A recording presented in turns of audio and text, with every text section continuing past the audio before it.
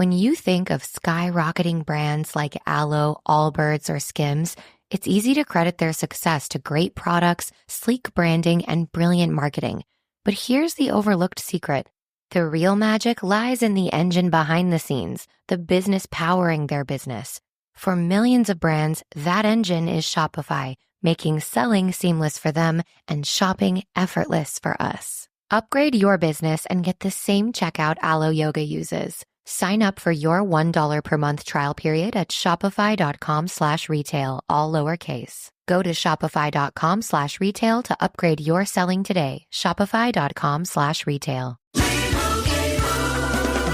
Doug. Limu and I always tell you to customize your car insurance and save hundreds with Liberty Mutual. But now, we want you to feel it. Cue the emu music, Limu. Save yourself money today. Increase your wealth. Customize and save, we say. That may have been too much feeling. Only pay for what you need at libertymutual.com. Liberty, liberty, liberty, liberty. Savings vary. Underwritten by Liberty Mutual Insurance Company and affiliates. Excludes Massachusetts.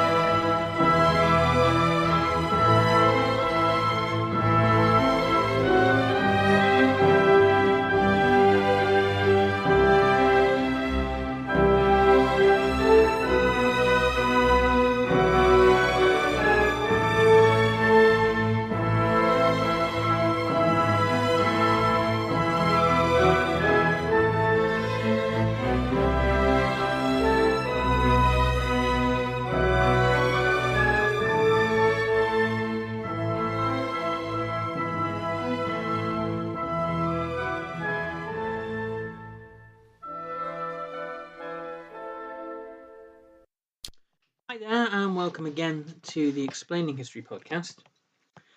Today, I'm looking at some of the the complexities of the Holocaust.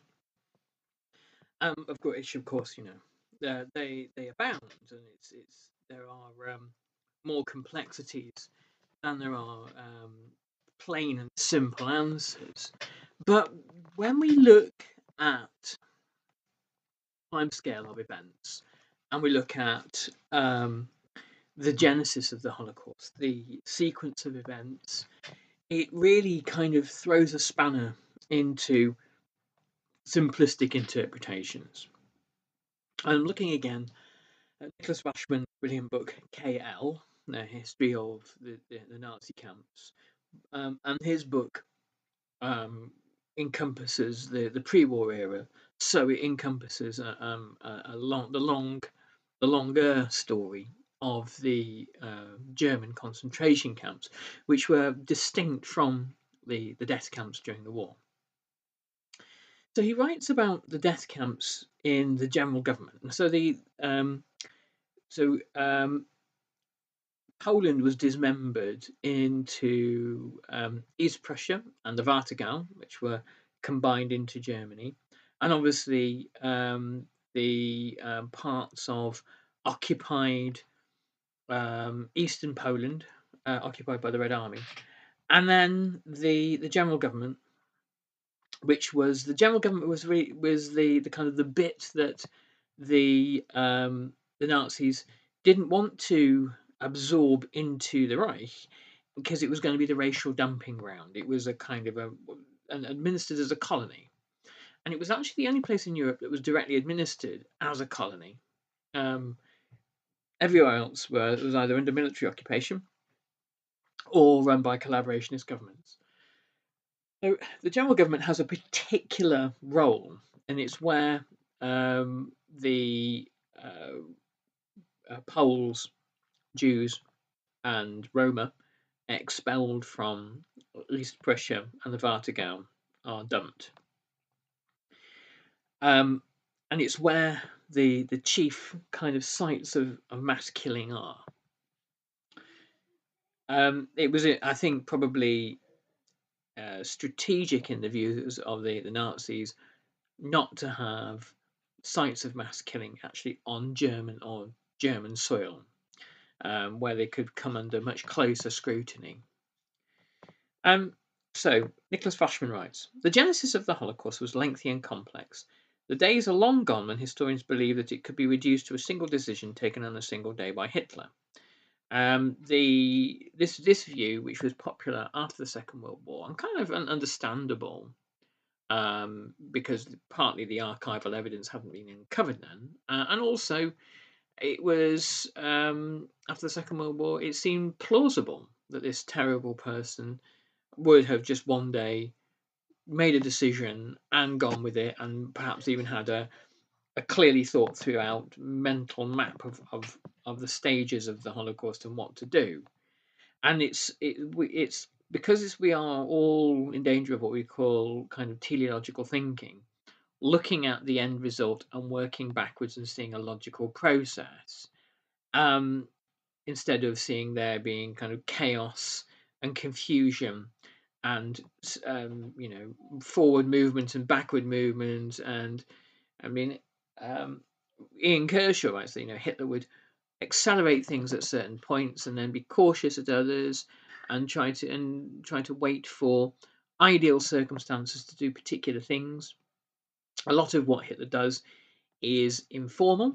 Hitler will, and so this is difficult for kind of a paper trail that kind of incriminates him, even though you kind of don't need that.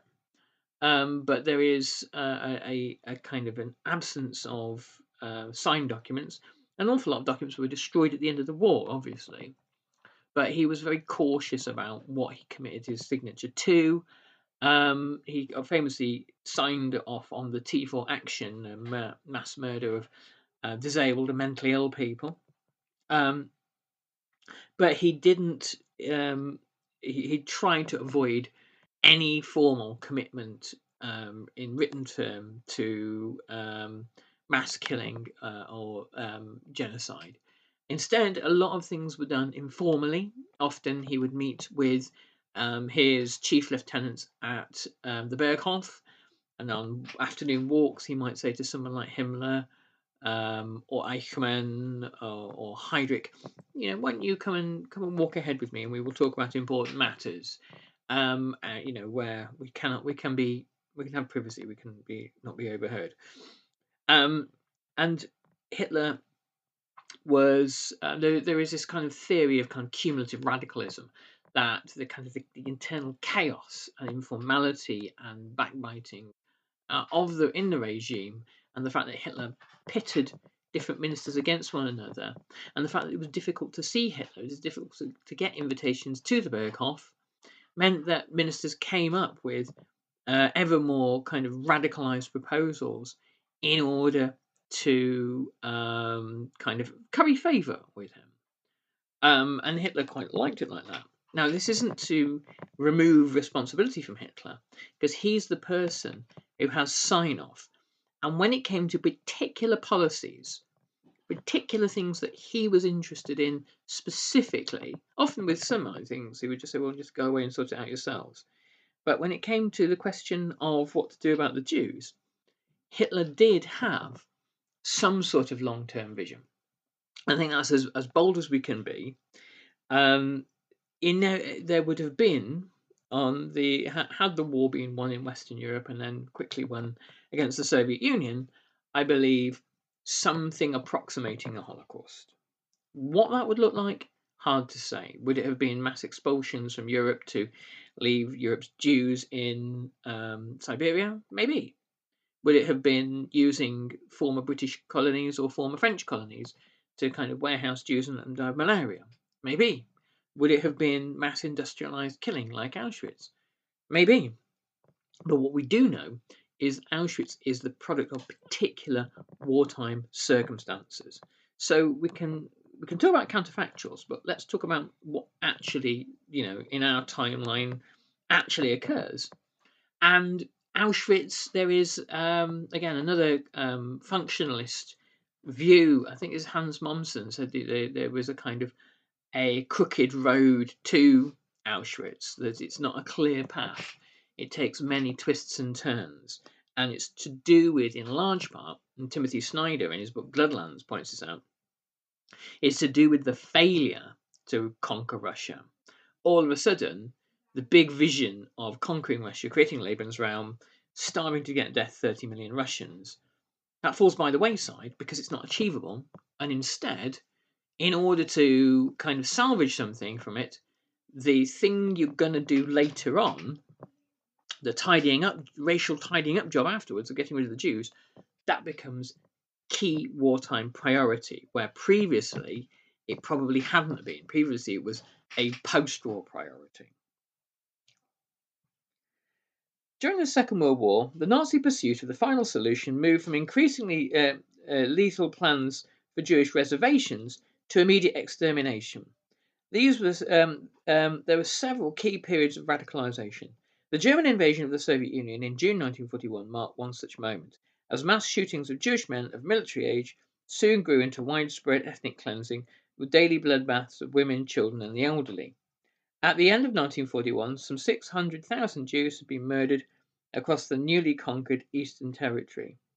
By then, the Nazi regime was already moving towards the extermination of European Jewry as a whole.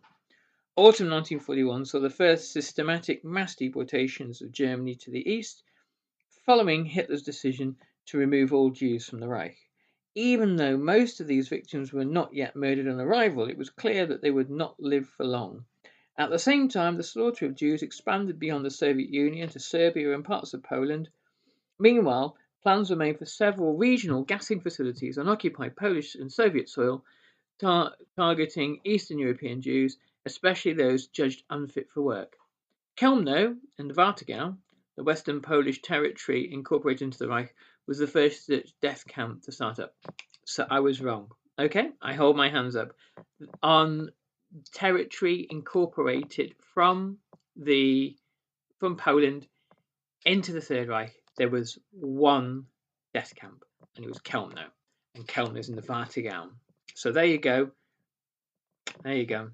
Occasionally, you're going to hold your hands up to these things, haven't you, when you don't quite nail it the first time. It was the first such death camp set up on December the 8th, 1941.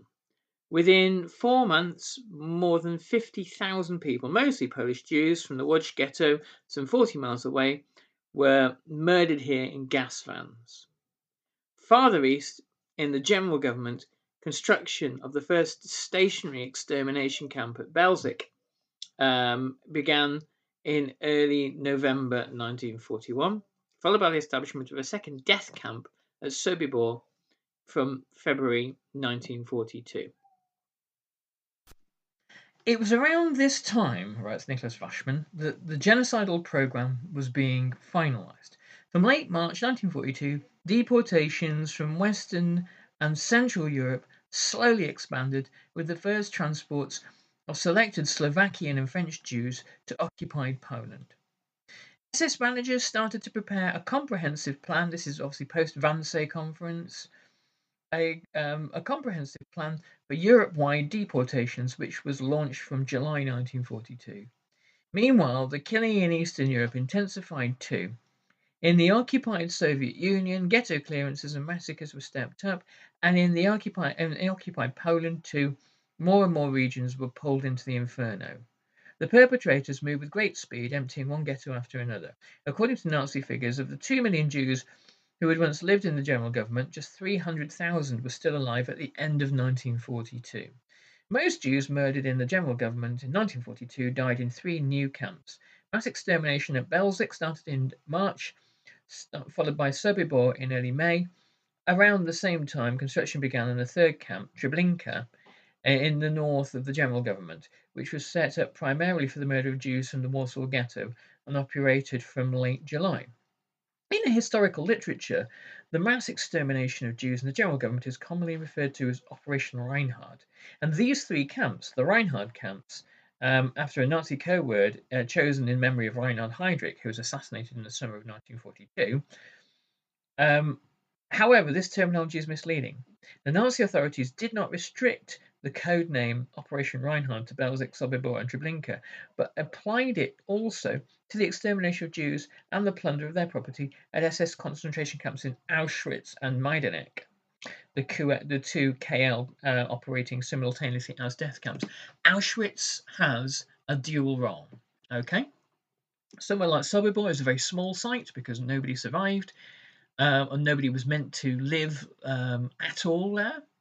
Auschwitz is a large site. Auschwitz II, Auschwitz-Birkenau, is a large site because it is a prison camp and a labour camp as well as a death camp. And it was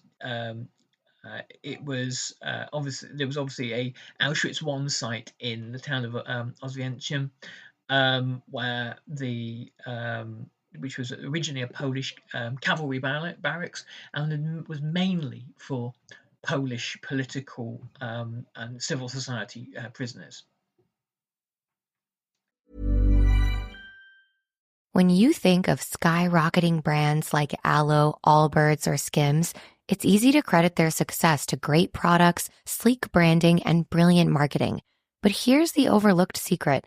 The real magic lies in the engine behind the scenes, the business powering their business. For millions of brands, that engine is Shopify, making selling seamless for them and shopping effortless for us. Upgrade your business and get the same checkout Aloe Yoga uses. Sign up for your $1 per month trial period at shopify.com/retail, all lowercase. Go to shopify.com/retail to upgrade your selling today. Shopify.com/retail. These days, you've got two choices, buying a new car or making the one you've got run like new. That's why we have thousands of ASE certified technicians to help you get more out of your car. Firestone Complete Auto Care. Book now at firestoneauto.com.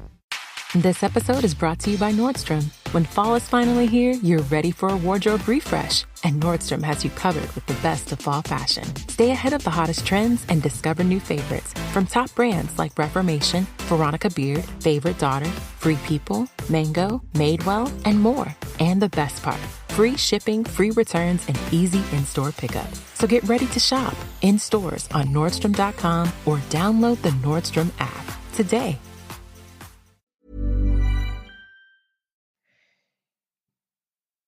Despite their shared history, however, these three new camps in the general government did exist independently from Auschwitz and Majdanek and the rest of the KL system.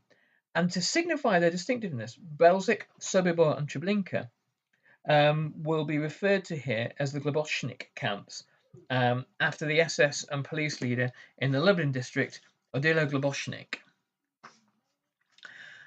Perhaps Himmler's most obsequious follower and ferocious executioner, Globochnik had cut his teeth as a violent young fanatic in the illegal Austrian Nazi movement. His brief reign as the Vienna Gauleiter after the Anschluss ended ignominiously, mired in suspicions of corruption. But as he did with many old fighters, Himmler gave him another chance, and Globochnik grabbed it eagerly. In late 1939, after he was posted to Lublin, he quickly made his name as a champion of radical anti-Jewish policy. Since autumn 1941, he coordinated the mass extermination of Jews in his district, a task later extended to the entire general government. Globus, as Himmler jokingly called him, was delighted when his master ordered him in July 1942, after a trip to Auschwitz, to oversee the immediate annihilation of the Jews in the general government. The Reichsführer SS was just here and has given us so much new work, he gushed. I'm so very grateful to him that he can be certain that these things that he wishes will come true in no time. As Rudolf Höss, commandant of Auschwitz, recalled, Globochnik's hunger for deportations to his death camps became insatiable. He could never get enough. In the second half of 1942, the Holocaust unfolded with unremitting force inside the general government. Train after train carrying hundreds of thousands of Jews to Globochnik's death camps. Few survived more than a few hours. Once they were there, once they were crammed into the gas chambers, powerful engines started pumping carbon monoxide inside. The deportations were coordinated from Globochnik's Lublin office. The death camps, meanwhile, were staffed with the experienced killers from the euthanasia program, so from the the original T4 program that happened within Germany. Starting in autumn 1941, more than 120 T4 veterans, mostly men in their late 20s and 30s, were transferred to the general government to set up and run the new death camps. At the top stood Christian Wirth, a former police officer who had become the main troubleshooter during the euthanasia action. Wirth now used his murderous know-how as the local T4 representative and inspector of the Globoschnik death camps, earning himself the nickname Wild Christian. From summer 1942, as the Holocaust accelerated, he oversaw major changes at Belzec, Sobibor, Treblinka, and including the extension of killing facilities to ensure the smooth running of the genocide. The same aim was pursued farthest west in Auschwitz, and here too, SS men were hard at work refining and enlarging the machinery of death for the Holocaust. So the horrible, grisly reality of the situation was that you developed, or the Nazi regime developed, genocide specialists, people who knew the kind of the mechanics of mass killing, because they'd experimented on those initially that they saw as being lesser forms of life, people with disabilities, people with mental health issues, people who you could dispense with.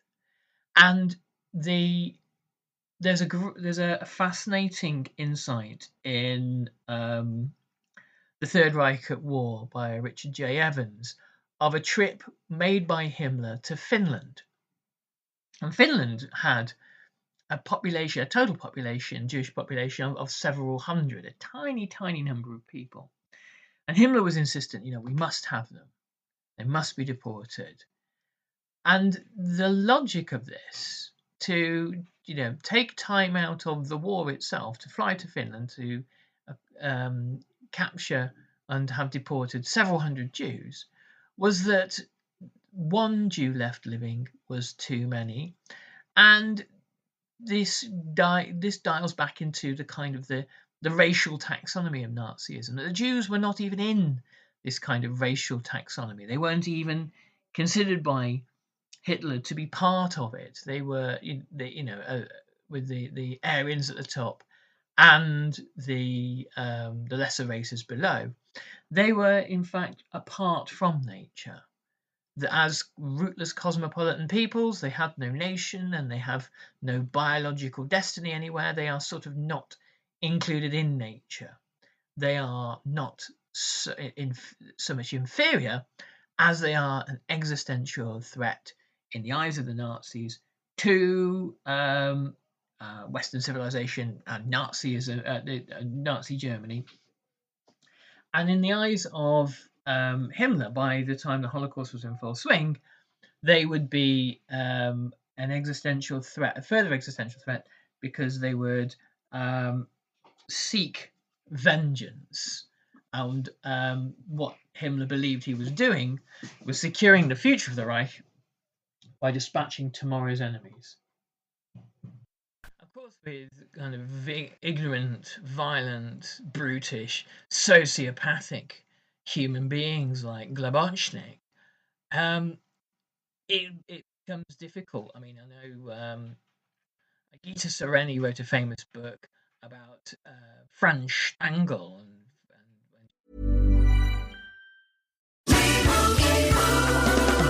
Doug. Here we have the Limu Emu in its natural habitat, helping people customize their car insurance and save hundreds with Liberty Mutual. Fascinating. It's accompanied by his natural ally, Doug. Limu, is that guy with the binoculars watching us? Cut the camera. They see us. Only pay for what you need at libertymutual.com. Liberty, liberty, liberty, liberty. Savings vary. Underwritten by Liberty Mutual Insurance Company and affiliates. Excludes Massachusetts. At Capella University, learning online doesn't mean learning alone. You'll get support from people who care about your success. Like your enrollment specialist, who gets to know you and the goals you'd like to achieve. You'll also get a designated academic coach who's with you throughout your entire program. Plus, career coaches are available to help you navigate your professional goals. A different future is closer than you think with Capella University. Learn more at capella.edu. She met him serving his long prison sentence and found him to be this kind of rather wretched, pathetic little character. She met Albert Speer, and she was actually quite charmed by him, which is kind of troubling, I guess. And she said she liked Speer. She didn't like what he'd done, but she said she found him quite likeable. But somebody like Lubotchnik seems to have been motivated by sadism. I can't ascribe to him any kind of strategic qualities other than a love of his work, a love of the mass killings that he was guilty of, and a belief that it was a vital job that needed to be fulfilled. There are many kind of anecdotal, and this isn't to kind of in any way justify any one involved in the Holocaust, but there are anecdotal stories of SS men after the war who are rightly criticised by family members for their horrific crimes, saying yes, but we were racially cleaning Germany. It wasn't nice, not a nice thing to do, but we were doing the important work. And where were you? We were getting our hands dirty. Early on in KL, there is another interesting facet about the Death's Head, the Death's Head camp SS, in that they were actually seen by the other SS, particularly the Waffen SS, as being sort of the kind of their inferiors. And a lot of these guys were driven to ever greater acts of sadism because they wanted to show, what tough guys they were. They wanted to show that they were doing their bit to fight an enemy. And they imagined in this kind of bizarre racial formulation that they were there controlling some desperately dangerous foe, not a kind of a terrified, half-starved populace of the camps. But people will convince themselves of all sorts of things, won't they? Yeah. So I'm going to leave you there. Just a kind of bit of an announcement about the website. It's going through some big expansions at the moment, and I'm putting in there stuff for students. So you'll see a lot of blog posts appearing about how to answer exam questions. If there's a particular area you want an answer for, send me a message. I'll be happy to produce it for you. And so also there'll be some study guides going up on the site as well soon, to help with things like essay writing and source work and that kind of thing. Because we do get lots of visits from students. So check it out. The links are all below. And I will catch you on the next Explaining History podcast. Take good care. All the best. Bye-bye.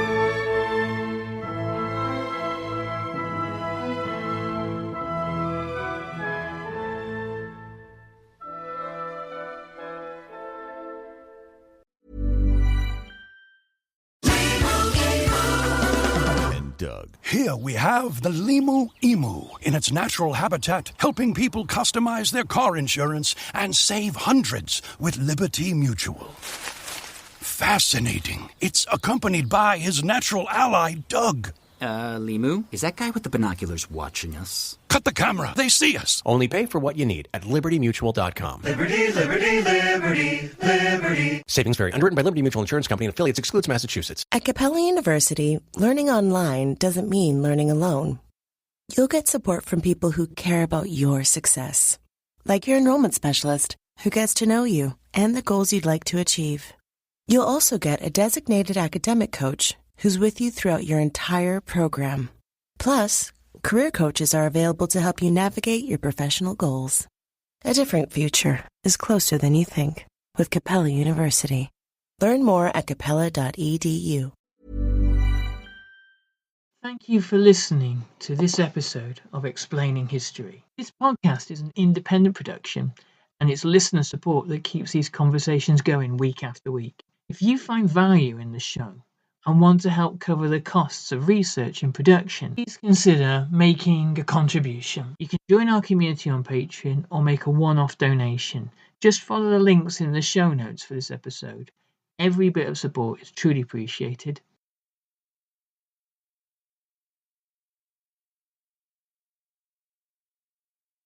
Thanks again for listening.